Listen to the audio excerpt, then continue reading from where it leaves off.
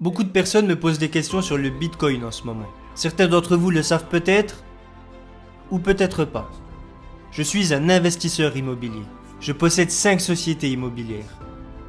J'ai toujours encouragé les actifs durables et le fait d'investir en soi et d'investir dans ces entreprises. Et je n'aime pas les actions. À vrai dire, je méprise les banques. Tout comme je méprise Wall Street. Avec ça, vous pouvez vous faire une idée de qui je suis. Je ne suis pas un spéculateur, je vous dis juste qui je suis pour que vous puissiez interpréter ce que je m'apprête à vous dire du mieux possible. Vous devez toujours connaître la source de ce que les gens vous disent lorsqu'ils partagent des informations avec vous. J'ai gagné 1,6 million de dollars avec le Bitcoin en à peine moins de 10 mois. C'est comme ça que l'histoire commence. Il y a environ 1 an, je reçois un coup de téléphone un vendredi soir. « Hey Grant, notre compagnie aimerait vous embaucher pour parler à une de nos conférences et pour ça, nous aimerions vous payer en Bitcoin. » J'ai dit « Ok ». J'ai demandé aux membres de mon équipe et eux étaient peu rassurés sur le fait qu'on se fasse payer en Bitcoin. Je leur ai dit « Les gars, c'est notre faute si nous ne comprenons rien au Bitcoin. » Ce n'est pas de la faute de nos clients si nous ne comprenons pas les crypto-monnaies. Alors j'ai dit oui aux clients. La règle, c'est de toujours dire oui jusqu'à ce que vous ne le puissiez plus. Ça, c'est ma philosophie. Je dis toujours oui jusqu'à ce que je ne le puisse plus. Je fonctionne comme ça. Je m'engage d'abord et j'essaye de comprendre le reste ensuite. Il y a un autre point dont je vous parlerai dans un instant, mais les 2 principes fondamentaux que je suis dans tous les aspects de ma vie sont numéro 1. Dites oui aux clients jusqu'à ce que vous ne puissiez plus dire oui. Et numéro 2, ce n'est pas parce que vous ignorez quelque chose dans le monde du business que vous ne devez pas le faire. Parce qu'il y aura toujours quelque chose dans chaque partie de nos vies que nous ne parviendrons pas à comprendre. Alors c'est pour ça que je dis engagez-vous d'abord. Vous comprendrez le reste plus tard. Vous aurez toujours le temps de comprendre le reste, ok ? Ne restez pas enfermé et paralysé à cause des choses que vous ne savez pas. Alors que le monde entier était en train de se documenter sur les crypto-monnaies, parce que, au cours des 2 dernières années, 1300 crypto-monnaies ont vu le jour. C'est impossible de rester informé en permanence, alors que tout le monde faisait des recherches sur les cryptos et essayait de comprendre leur utilité. J'ai accepté l'offre. J'ai dit ok. Dites au gars que je demande l'équivalent de 50 000 $ en Bitcoin. Ça faisait environ 100 Bitcoins à l'époque. Et je veux les recevoir lundi. Et dites-lui aussi que j'ai hâte de faire cette conférence. Le paiement crypto n'est pas un problème. Donc le lundi suivant, je me suis créé un compte pour recevoir les crypto-monnaies. Et j'ai reçu les 100 Bitcoins. À l'époque, un Bitcoin valait environ 500 $. Alors qu'aujourd'hui, il s'échange entre 19 et 20 000 $. Je suis allé faire cette conférence à Las Vegas, j'ai rencontré des personnes intéressantes, j'ai élargi mon réseau, c'était une super conférence. J'ai été présenté à des personnes qui venaient de l'étranger que je n'aurais pas eu la chance de rencontrer autrement. Donc c'est pour ça que je vous dis de toujours dire oui. Ce sera toujours bon pour vous. Toujours bon pour vous d'accepter les propositions des gens, jusqu'à ce que vous ne le puissiez plus. Sur le chemin du retour, j'ai appelé ma comptable et je lui ai dit de vendre assez de Bitcoin pour couvrir tout le carburant que j'avais utilisé dans mon avion pour me rendre là-bas. Elle m'a dit « Vous pensez que ce montant s'élève à combien ?» J'ai dit « Je ne sais pas, au moins 10 000 $, mais ce montant était sous-évalué en réalité. » Parce que j'avais d'autres affaires à conclure à Vegas à ce moment-là. Alors je lui ai dit « Vendez pour au moins 10 000 $ en Bitcoin, afin que je couvre au moins les frais de transport. Et gardez les 40 000 autres dollars en crypto-monnaie. » La vérité, c'est que je n'essaie pas de faire semblant d'être un expert, contrairement à d'autres. Je ne sais pas exactement ce que ça apporte. Ce qui m'amène au 3e point. Pourquoi est-ce que j'ai investi dans l'immobilier ? Pourquoi suis-je autant attiré par les actifs durs ? La raison pour laquelle j'ai investi dans le Bitcoin, et je pense que ce que je vais vous dire est une réflexion que devraient avoir toutes les personnes qui veulent investir dans les cryptos, qu'il s'agisse d'Ethereum ou du Litecoin, peu importe. N'oubliez jamais que les cryptos sont comme des monnaies. Comprenons-nous vraiment tout le système qu'il y a derrière les monnaies que nous utilisons tous les jours ? Je veux dire, pourquoi est-ce que les gens sont si perturbés à propos des cryptos? Je ne sais pas ce que c'est, je ne sais pas ce que ça fait, je ne sais pas d'où ça vient, mais est-ce que vous savez vraiment d'où viennent les devises que vous utilisez? Vous utilisez de l'argent tous les jours, que ce soit 1 dollar, 10 dollars, 50 dollars, 1 million de dollars, vous utilisez de l'argent tous les jours, sans avoir aucune idée réelle de la valeur qu'il y a derrière cela. Et certains d'entre vous sont peut-être en train de se dire « Ouais, mais moi je sais comment ça marche ». Que ce soit des dollars, des pesos, des livres sterling, des euros, ou même, je ne sais pas, le pesos argentin, ça reste du cash. C'est quoi la valeur exacte de toutes ces monnaies? Ma fille de 8 ans m'a demandé hier « Papa, comment un morceau de papier peut avoir autant de valeur ?» Et puis elle m'a dit « Ça n'a aucun sens ». J'ai dit « Qu'est-ce que tu veux dire par là ?» Eh bien, un billet de 20 dollars, ce n'est pas différent d'un billet de 50 dollars, qui n'est pas différent d'un billet de 100 dollars. Ça n'a aucun sens. Les adultes mettent des valeurs différentes sur des morceaux de papier. Eh ben, je savais pas quoi répondre.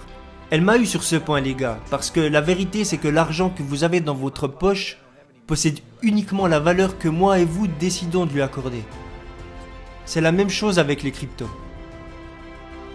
Parce que, avec un peu de différence, d'accord, mais les actions, les obligations, les fonds communs de placement, les ETF, tout ce que Wall Street, vous savez, fabrique dans leur casino financier, c'est la même chose. Ils sont assis dans leur laboratoire de produits dérivés et ils fabriquent des ETF, des fonds communs de placement, des obligations.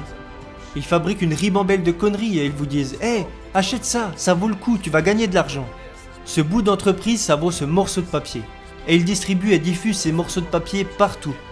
Ils ont convaincu le monde entier de l'acheter à cette valeur précise. Puis les gens, par le biais d'échanges, déterminent en fonction du volume et de l'activité de l'entreprise quelle est la valeur de ce morceau de papier. En quoi est-ce différent du Bitcoin? Mis à part une chose, avec les cryptos, il n'y a aucun intermédiaire. Je veux dire, hormis les gars qui font du minage, ok?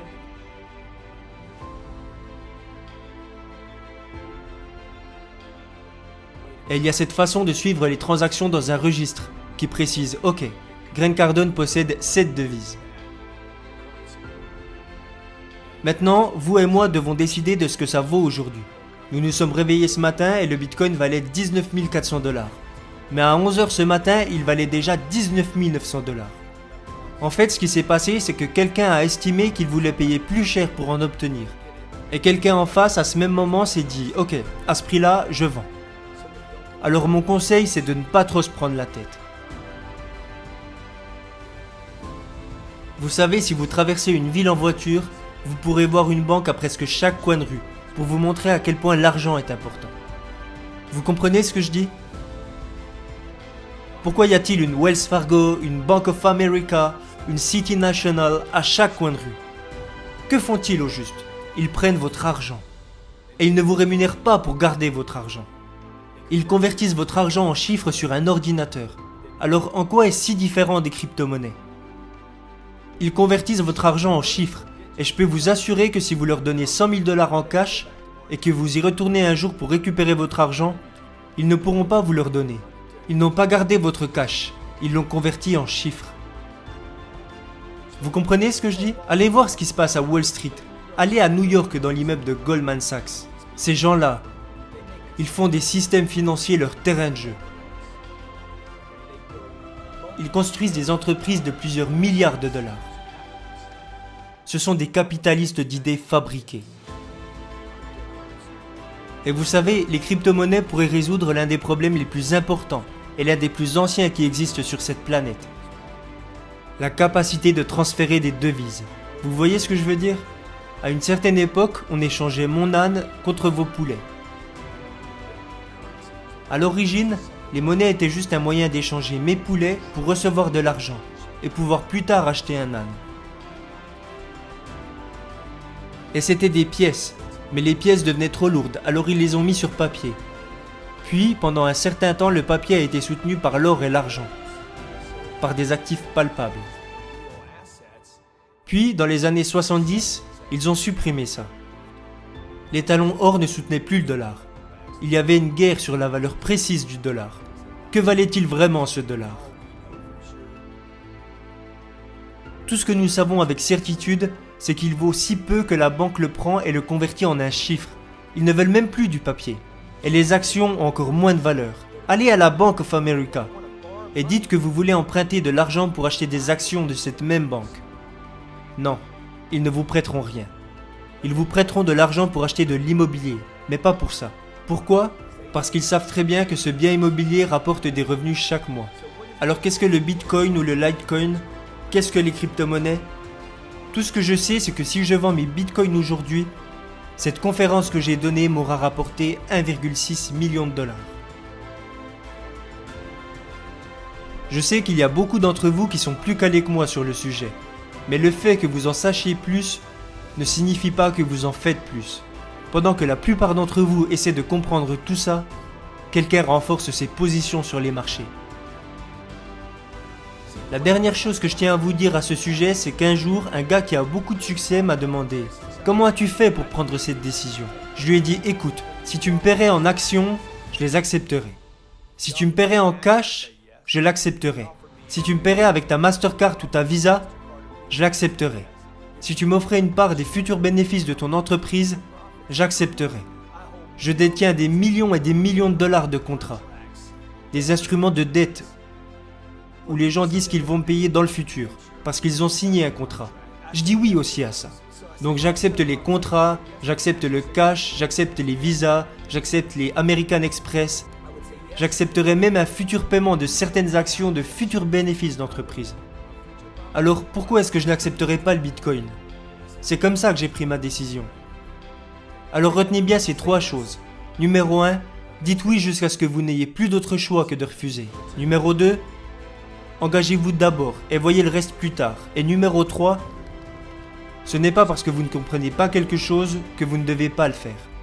Prenez toutes ces choses que vous n'avez pas encore compris et faites le parallèle avec les choses auxquelles vous faites déjà confiance, comme American Express, Visa ou Mastercard. J'espère, et même je souhaite, que les crypto-monnaies parviendront à résoudre un problème d'une telle ampleur. Parce que ce problème d'échange de devises est tellement massif, est tellement rempli d'incompréhension et de conneries. Des conneries établies pas par les entrepreneurs, mais par les capitalistes de Wall Street. Et par les banques qui ont arnaqué des tas de gens, notamment en faussant artificiellement le cours du dollar. Et c'est pour ça que j'espère que les crypto-monnaies résoudront ce problème. Moi, j'ai besoin d'un endroit sûr et sécurisé pour protéger mon patrimoine des dangers extérieurs, sans avoir à payer une fortune ou être pris en otage. Et je veux pouvoir échanger avec d'autres personnes et avoir un registre qui énumère ce qui m'appartient sans que je doive me battre devant les tribunaux pour le justifier. Les crypto-monnaies pourraient être une solution absolument incroyable pour répondre à ce problème à l'échelle mondiale. Et ça serait si énorme que les chiffres annoncés en ce moment sur leur réelle valeur me semblent encore totalement sous-estimés.